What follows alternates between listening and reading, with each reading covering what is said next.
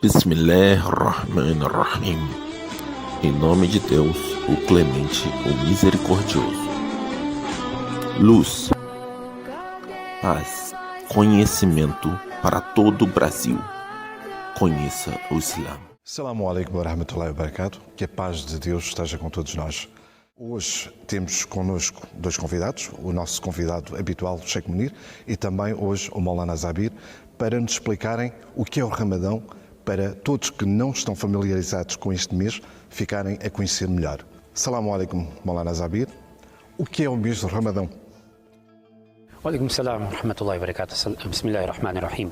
O mês do Ramadão é o mês máximo dos muçulmanos, é o mês de meditação. A própria palavra Ramadão, dentro da terminologia árabe, significa pedra quente, que era, portanto, uma época antes do Islão, onde, quando o verão batia mais forte, eles determinavam que aquele mês seria o mês do Ramadão, e a pedra quente significava que os animais não podiam viajar por causa do calor. E então o Islão veio pegar neste mês e veio aproveitar esse mês de paragem para realmente os muçulmanos poderem fazer um balanço da sua vida. Não é um balanço apenas alimentar, é um balanço também espiritual, social, financeiro. E esses 30 dias ou 29 dias servem para isso, servem para fazermos as contas à vida, percebermos o que é que fizemos durante o ano passado e, de uma certa maneira, preparar uma agenda para o novo ano que está, portanto, a apressar. E daí a alimentação, a paragem na alimentação, da celebração, dos festejos, ajuda a meditação do crente, e por essa razão, portanto, nós durante este mês paramos completamente e há uma máxima que se diz que tens que sair do mês do Ramadão melhor do que quando entrastes neste mesmo mês. E, portanto, é um mês visto com muita ansiedade, as pessoas realmente preparam-se muito bem para esse mês, apesar de estarmos agora a viver as condicionantes e as limitações deste ano, mas é um mês que, naturalmente, estamos todos preparados e muito ansiosos para receber. Posto isto, Sheikh Munir, porque é que o mês de Ramadão é sagrado para os muçulmanos? Wa alaikum salam wa rahmatullahi wa barakatuh. Os meses que nós temos, Muharram, Safar, Rabiul Awwal, sempre existiram, mesmo antes do nascimento do profeta sallallahu alaihi wasallam. O início da revelação do Alcorão foi no mês de Ramadão, numa noite que é considerada como Laylatul Qadr, que é a noite do poder. Então, o Alcorão é sagrado. No mês em que o Alcorão é revelado, este mês tornou-se sagrado. Porque, como disse Maulana Zabir, o Ramadão é aquele mês em que haviam certas práticas, mas não havia o Alcorão. Porque, como eu disse, que os nomes já existiam, e quando o Alcorão, o início da revelação do Alcorão deu-se no mês de Ramadão. Um outro exemplo, Muhammad sallallahu alaihi wasallam, antes de receber a revelação, as pessoas conheciam como Muhammad bin Abdillah, Muhammad filho de Abdullah. Ao receber a revelação, que é o Alcorão, o início da revelação, também passa a ser Muhammad Rasulullah, o mensageiro de Deus. Então o Ramadão é aquele mês em que o Alcorão foi revelado. E como o Alcorão é sagrado, o Ramadão passou a ser sagrado, o Ramadão passou a ser um mês diferente, um mês em que as boas ações são muito mais valiosas e muito mais recompensadas. Portanto, todo o poder que o Ramadão tem é graças à revelação do Alcorão.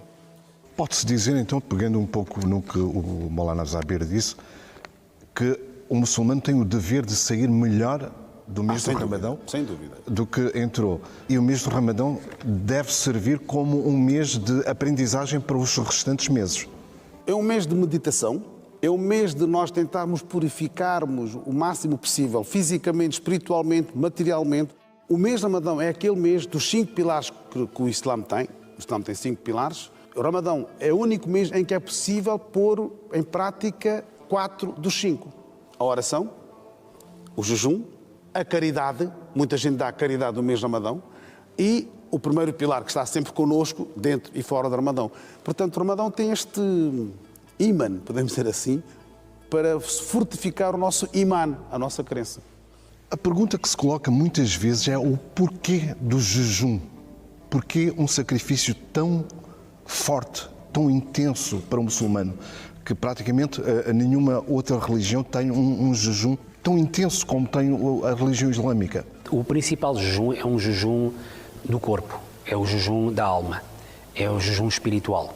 O jejum alimentar vem ajudar esse jejum. O que é que basicamente está-se a pedir? Durante o mês do Ramadão, todas as pessoas, aqueles que conseguem jejuar alimentar e aqueles que não conseguem jejuar alimentar, fazem um jejum em conjunto que é uma espécie de um abandono total da distração e do lazer e do prazer e das celebrações. Ou seja, o que eles fazem é trabalham, estudam, fazem oração e fazem meditação. Para ajudar estes 30 dias correrem desta maneira e para manter aquele nível de meditação alta, o jejum alimentar entra em ação, porque a comida, o alimentar, incentiva, estimula o corpo. E então as pessoas normalmente quando comem têm mais preguiça, estão mais viradas para uma espécie de entretenimento e a ideia é retirar esse entretenimento todo. Se formos ver bem à lupa, o jejum alimentar devia ter sido as 24 horas, mas é impossível. Daí o Corão diz, não, vocês agora comem e bebam depois do pôr do sol até a alvorada. E numa primeira fase, o Sheikh depois pode confirmar, a própria relação sexual também foi banida. Mais tarde foi permitida como uma exceção para as pessoas. Portanto, o que é que isso mostra? Que a razão do jejum é travar tudo. É parar todas as, podemos dizer, atividades fúteis e a pessoa usa este tempo, essas 24 horas, para orar, para meditar e para fazer um balanço. Daí é que só depois deste balanço feito ela consegue sair melhor do que entrou. Mas é preciso fazer esse balanço, é preciso detectar. Portanto, é uma espécie de uma auto-inspeção por dentro que a pessoa faz e o jejum alimentar ajuda a chegar até ali. No entanto, nós muitas vezes chamamos a atenção às massas que, mesmo as pessoas que estão isentas do jejum alimentar, as pessoas grávidas, as pessoas que estão a amamentar, as pessoas doentes, os idosos, apesar deles poderem comer e beber, mas o resto do jejum mantém-se. E este resto de jejum é realmente aquilo que, de uma certa maneira, é mais recomendável. Daí é que o profeta dizia que muitos são aqueles que passam fome, mas na realidade não foi jejum, foi fome que passaram. Porquê? Porque apesar de não comerem e beberem, não evitaram o resto. E o mais importante é este, é nós realmente termos 30 dias diferentes do que o restante ano. Como é que isto se torna possível para um ser humano que tem uma vida diária normal de trabalho? Há atletas de alto nível. Como é que eles deverão fazer neste mês? São obrigados? Não são obrigados? Devem fazer ou não devem fazer? Só para pegar aquilo que Maulana Zabir disse, o Alcorão, quando fala sobre o jejum, fala só num capítulo ou num só versículo em termos de obrigatoriedade do jejum. Quando fala de caridade e de oração, vem muitos versículos. Mas no jejum só fala nos versículos específicos. E vem duas coisas. Kutiba alaykum as-siyam kama kutiba ala alladhina min qablikum, foi-vos prescrito o jejum como foi prescrito às nações anteriores. O objetivo do jejum é la'allakum tattaqun, para nós adquirirmos piedade. Isto é, elevarmos espiritualmente o máximo possível. Ou fisicamente, você fazendo dieta, indo ao ginásio, pode ser que recupera, né? Mas não é esse o objetivo de nós jejuarmos. No entanto, os mensageiros, os povos que antecederam também jejuaram, poderiam não jejuar tantas as horas como o jejum físico, como nós fazemos, poderiam ser horas menos do que nós, isto é, não só durante o dia. No entanto, quando coloca essa questão que o jejum é obrigatório, a quem? Muçulmano, adulto, saudável. Tirando isto, idosos, doentes, viajantes, grávidas, as mulheres que estão a amamentar, estão fora de contexto, pois cada caso é um caso. Agora, nos dias de hoje, com as atividades que nós temos, o dia-a-dia que nós temos, né, chegamos também à conclusão que é possível pôr em prática o jejum. Porque o jejum não é você ir fazer a ablução e fazer as suas orações. Você trabalha no seu dia-a-dia. Antes de começar o jejum, é recomendável comermos algo, alvorada. A questão que se coloca é que quando alguém tem uma atividade, uma profissão, como os atletas, ou quando um estudante tem aulas de educação física, há duas coisas. Ou não jejua nesse dia e depois terá que pagar. Ele perde a recompensa do jejum, perde a bênção, perde a espiritualidade, perde. Percebe? ou jejua e não faz essa atividade. Porque nós não poderemos interpretar muitas vezes as coisas à letra, okay? Tenho que mesmo fazer. Há pessoas que estão doentes, os asmáticos, por exemplo, as pessoas que sofrem de diabetes, não podem jejuar, mas eles querem jejuar. E aqui há pouco Maulana disse muito bem, mesmo não podendo jejuar, eles não podem se privar dos outros benefícios espirituais que o jejum traz em si. Certo, deixe-me só interromper aqui só por uma questão. Quando o Sheikh Munir diz eles perdem a bênção, mas é perder eles próprios, não é um sentimento que eles têm de perder, não é um sentimento, não é porque Deus não lhes vai dar essa recompensa. Deus, vamos ver, o que é que acontece? Que nós temos que entender uma coisa, que crente, né? Quando nós falamos das crenças monoteístas que acreditam na vida depois da morte, nós tentamos fazer, na medida do possível, tudo por tudo para agradar a quem? A Deus. Então, as pessoas podem ficar satisfeitas connosco, as pessoas podem nos agradecer. A pessoa diz, não, eu fiz para agradar a Deus. Eu quero que Deus fique satisfeito comigo. Então, Ele deu-nos uma orientação. E é essa orientação que nós seguimos. Agora, se a pessoa tem que mesmo jogar, por exemplo, tudo bem. Se ele não consegue jogar estando em jejum, ele terá que fazer este jejum depois de Ramadão. Mas a recompensa não é a mesma. É como o Maulana Zabir disse que há muitos que jejuam só passaram fome.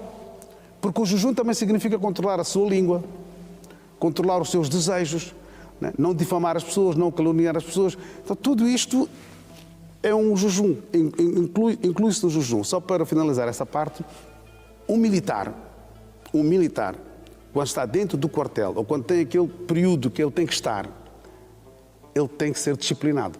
Ele tem que acordar antes de nascer do sol. Ele tem que fazer aqueles tais exercícios, né? Para estar lá dentro. Mas depois, isto tudo que ele fez irá beneficiá-lo quando ele sai do quartel, quando deixa de fazer o serviço militar, no seu dia-a-dia. Então, da mesma forma, Ramadão sempre chega uma vez por ano, para nos aperfeiçoar ou fazer-nos o mais próximos do Criador quando termina o Ramadão, que esta aproximação mantém-se. E se vai-se diminuindo durante os outros 11 meses, chega Ramadão novamente, levas outra vez a dose. Um bom exemplo do que o Sheikh está a dar é, imaginemos que tu vais a um médico e o médico diz 8 e 8 horas tu tens de tomar um antibiótico. Isso significa que às 8 da manhã vais tomar um e às 4 da tarde vais tomar outro. Se falhas às 8 da manhã, tomas os 2 antibióticos às 4 da tarde, o efeito não é o mesmo. Então, basicamente é a mesma coisa. O Ramadão, o jejum está ligado para aquele mês. O efeito daquele mês, jejuar naquele dia, fazer as coisas naquele dia, tudo bem que a pessoa pode jejuar mais tarde, mas o efeito nunca vai ser o mesmo. Sim, ela vai naturalmente ser classificada como fez a sua responsabilidade, naturalmente Deus irá recompensar, mas tirando apenas um grupo de pessoas que se calhar escapa a isso, são as mulheres que naturalmente estão nos seus dias, onde aí o Corão manda não jejuar. E então, no caso delas, podemos dizer que elas, efetivamente, quando recuperarem os seus jejuns, de uma certa maneira vão receber a recompensa total, porque elas não jejuaram, não foi porque não puderam. Uma coisa natural. Não, elas não jejuaram porque Deus mandou não jejuar. Isto é diferente, isto é um caso à parte. No entanto, aquele jogador futebolista ou qualquer outro trabalho que a pessoa tem, uma viagem, obras, por exemplo, ou imagina uma pessoa que vai para uma viagem que está aí contra o relógio, ou seja, está aí contra o tempo, em que o jejum já está, em vez de diminuir, está a aumentar. Imagina se ele estiver aí para o Brasil, as coisas estão a correr contra o relógio dele. Essas situações são pontuais, mas ela toma a decisão, porque no fim, pois é muito, cada um toma a sua decisão. E nós temos uma coisa que é, ninguém pergunta aqui quem está a jejuar, porque é quase uma ofensa, está a jejum. Não se pergunta isso, mesmo aqui na Mesquita as pessoas vêm cá, fazem a abertura de jejum, mas ninguém vai perguntar se tu jejuaste ou não, porque é uma coisa que acaba a ser um bocadinho íntima da própria pessoa com Deus. Pois é que, só para acrescentar, a recompensa de todas as ações nós recebemos cá no mundo, mas a recompensa do jejum será dada diretamente ao crente, porque Deus diz, através do profeta sallallahu alaihi wasallam, que ele jejuou para mim. Vivendo num mundo Ocidente, por exemplo, um mundo não islâmico, nos países islâmicos está tudo fechado. No mundo não islâmico, o muçulmano pode fingir que está de jejum e vai a um café ou vai a um restaurante, mas quando vem à mesquita finge que está de jejum. Ninguém faz isso. Mesmo aqueles que não podem jejuar, quando vêm à mesquita, não bebem água em frente das pessoas que... Nós, mesmo nas nossas casas, os mais velhos ou as pessoas que não podem mesmo jejuar, não comem à frente daqueles... Podem comer. Tem essa questão de respeito, sim. Portanto, por isso é que a recompensa do jejum é imensa. A pessoa não tem a noção disso. Percebe? E a recompensa será dada diretamente a cada um de nós. Já agora, os que estão isentos ou os que estão proibidos de jejuar, têm de alguma forma poderem compensar esse jejum, como existe o caso da bula, por exemplo, que se não posso jejuar, posso pagar ou posso fazer algo em troca para poder ter o mesmo benefício do jejum? Na minha opinião, o Alcorão diz: para aquelas pessoas que o jejum torna-se pesado, e aqui há duas situações em que a pessoa, se tem possibilidades, deverá fazer. E estamos a falar de um idoso e estamos a falar daquelas pessoas que têm doenças crónicas. Portanto, se tem possibilidades de dar de comer a um necessitado por cada jejum, tem que o fazer. Aquele idoso, depois de Ramadão, tornar-se-á idoso, não pode mesmo jejuar, mas tem bens, tem materiais, tem possibilidades de dar de comer a um necessitado por cada jejum, e aquela pessoa que tem uma doença crónica e que não pode mesmo jejuar.